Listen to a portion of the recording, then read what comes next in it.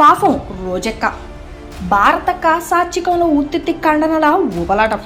తనను ఎమ్మెల్యే గాలి భానుప్రకాష్ తిట్టారంటూ రోజా కడివెడి కన్నీరు. అమాయకురాలిపై దాడి అంటూ వైసీపీ మీడియా రాతల విలాపం.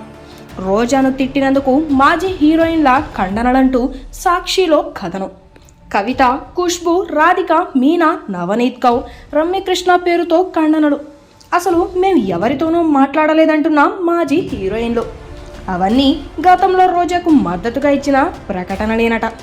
లేటెస్ట్ ఎపిసోడ్లో కట్ అండ్ పేస్ట్ చేసిన భారతక్క సాత్వికం. నేను చెప్పకుండా ఎలా రాస్తారన్న సీనియర్ నటి కవిత. మాజీ మంత్రి రోజా తెలుగు రాష్ట్రాల్లో అతి వినయంగా మాట్లాడే నేతల్లో ఒకరు. పొర్రపాటున కూడా పరుష పదజాలం వాడటం ఆమె నిఘంటువులోనే లేదు. బూతు అన్నది ఆమెకు తెలియని పదం. బూతు పదానికి ఆమె 60 అడుగుల దూరంలో ఉంటారు.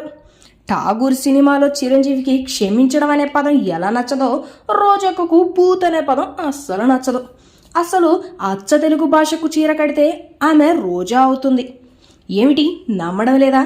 ఇది ఎటకారం కాదండి, నికార్సైన నిజం.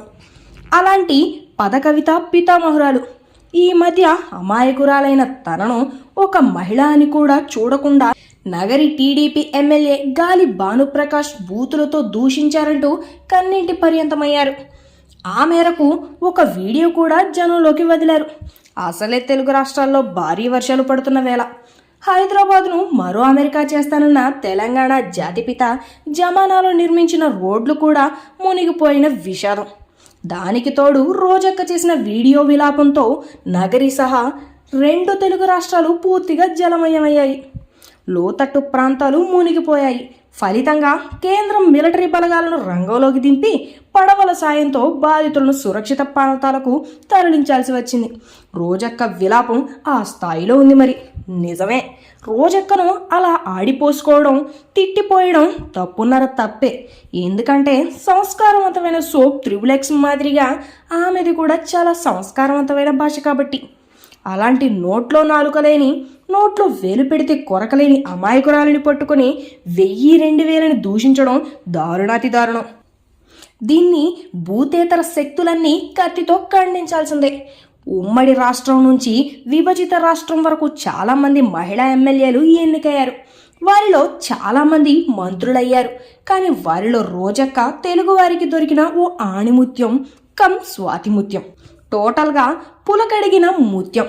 టీడీపీ స్కూల్లో రాజకీయ అక్షరాభ్యాసం చేసిన రోజుల్లోనే రోజక్క పదకవిత పితామహురాలన్న బిరుదును అచిరకాలంలోనే సొంతం చేసుకుంది. కేసీఆర్ పగలు బారు, రాత్రి దర్బారు అంటూ నోరారా ప్రశంసించిన నేత. అంతేనా, వైఎస్ రాజశేఖర్ రెడ్డిని కూడా నోరారా తిట్టిపోసి మళ్ళీ ఆయన కొడుకు జగన్ పార్టీలో చేరి మంత్రి అయిన మహానాయకురాలు.